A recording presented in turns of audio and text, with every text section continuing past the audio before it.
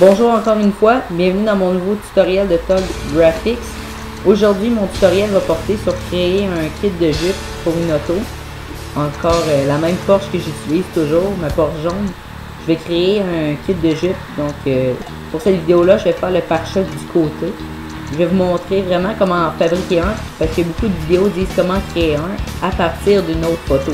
Souvent, ils les prennent d'une autre photo, ils viennent les mettre sur la photo qu'ils ont, mais là, je vous montre vraiment comment le créer. Donc, moi, ma technique que je fais, c'est que je vais prendre une partie de la photo que je vais venir copier-coller pour pouvoir faire comme la base. Donc, ici, on voit qu'il y a une partie plus de la même couleur, donc je vais prendre cette partie-là et je vais faire un calque par copier-coller pour créer la partie pare-choc que je voulais.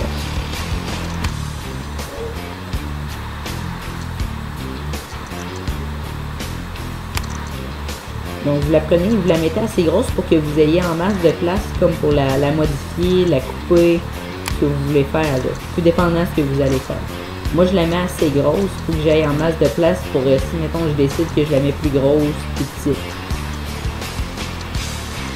Donc un coup vous l'avez placée, vous pouvez lui enlever de l'opacité, que vous puissiez mieux la modifier, mieux l'aligner avec les lignes de votre voiture pour que ce soit plus réaliste. Donc, je vais venir découper la roue. Je vais prendre une efface qui est quand même assez grosse, puis je vais lui enlever, la mettre pour qu'elle soit plus grosse et avec plus d'opacité. Si vous la mettez à 100% d'opacité, ça se peut que ce soit un peu un manque de réalisme parce qu'elle vient vraiment plus carrée. Donc, ça fait moins beau. Donc, vous voyez ici, ça fait quand même un beau résultat. On va venir faire les endroits-là. Là, je l'avais fait un peu plus gros. Fait que là, vous allez pouvoir découper. Si vous voulez que votre pare-choc soit moins haut, plus haut, vous allez pouvoir le modifier.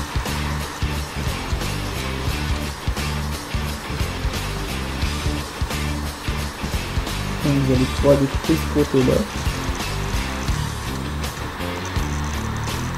Cette technique-là s'applique à pas mal toutes les voitures. Ça se fait vraiment quand même assez bien.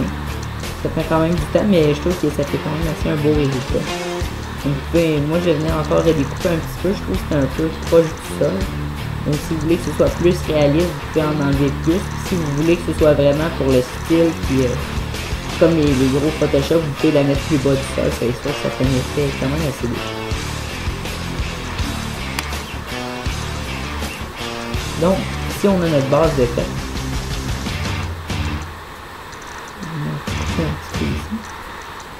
Donc, enregistrez votre projet. Des fois, je ne l'ai pas dit dans les autres vidéos, mais c'est mieux d'enregistrer au début de votre projet. Comme ça, enregistrez souvent au cas où votre ordi plante ou qu'il y ait de quoi, vous manquez de batterie, ben au moins il va être enregistré où est-ce que vous étiez rendu, parce que c'est plate de perdre un projet quand vous êtes rendu assez loin dedans.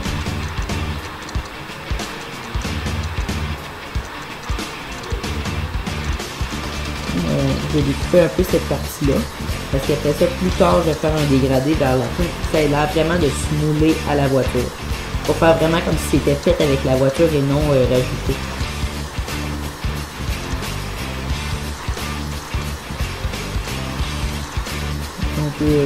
On peut effacer un petit peu pour qu'on voit plus l'effet de la porte.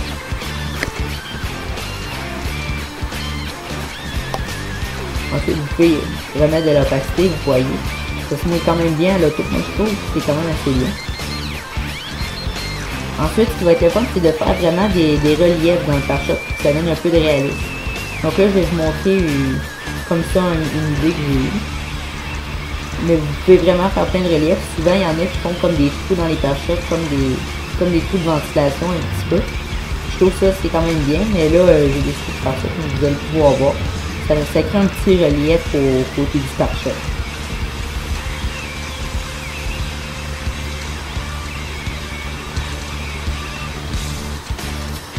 Donc encore une fois, si vous allez dans Images, Réglages, teinte et saturation, vous pouvez y donner un peu plus de foncé ou de pâle, dépendant comment est placée votre voiture pour que la partie que vous voulez changer se démarque plus du reste. Donc comme vous voyez ici, vu que c'est plus haut, on voit bien que ça se démarque plus.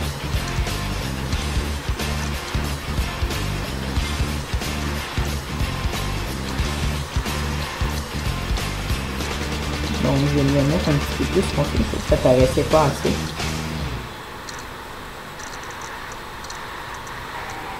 Ensuite, oups.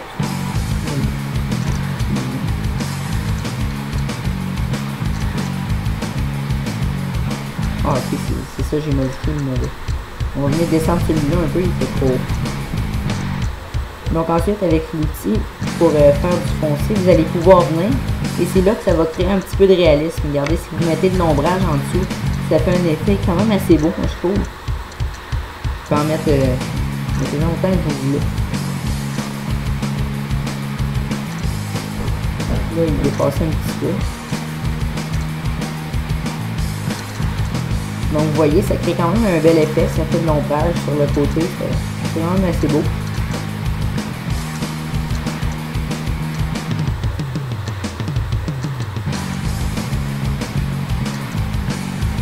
Donc ensuite, sur le côté de la porte, on va venir créer une autre petite étape si on veut.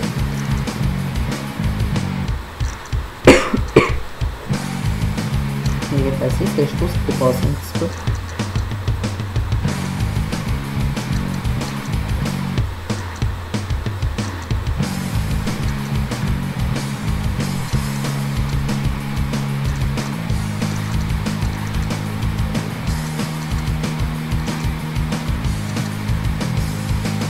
Donc, avec l'outil pour faire du foncé, ça fait quand même assez bien. Ça vient créer comme un effet de réalisme par-dessus parce que si vous mettez comme la pièce toute la même couleur, ça vient un peu comme monotone, puis ça paraît que ça a été rajouté. Donc, si vous rajoutez un peu de relief, si vous rajoutez du foncé, du pâle un peu partout, c'est ça qui fait bien comme pour les effets.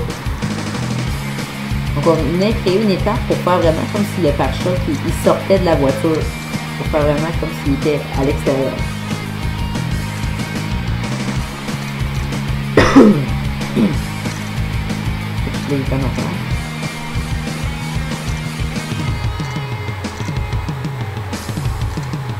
Donc là, il est un petit peu trop démarqué. C'est là qu'on va venir jouer un peu avec les effets. C'était dans image, réglage, teinte et saturation encore une fois. Vous allez pouvoir la mettre un petit peu plus foncée. Donc jouer avec les effets. Ça se moule bien au reste du pare-choc.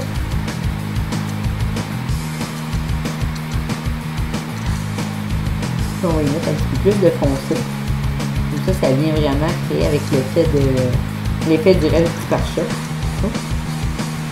On va enlever l'opacité à l'efface et on va venir vraiment découper le pare-choc. C'est là ce que je disais, le dégradé. Pour venir vraiment mouler le reste du pare-choc à l'auto. Comme là, vous voyez vraiment, on dirait vraiment que le pare-choc vient se mouler à l'auto. Donc ça crée un effet quand même assez beau, moi je trouve.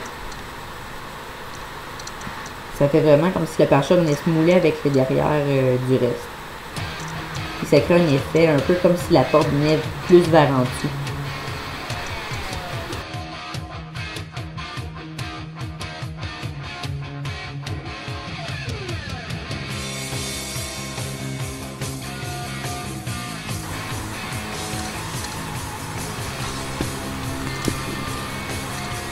Donc, je trouve que ça fait quand même un assez beau produit fini.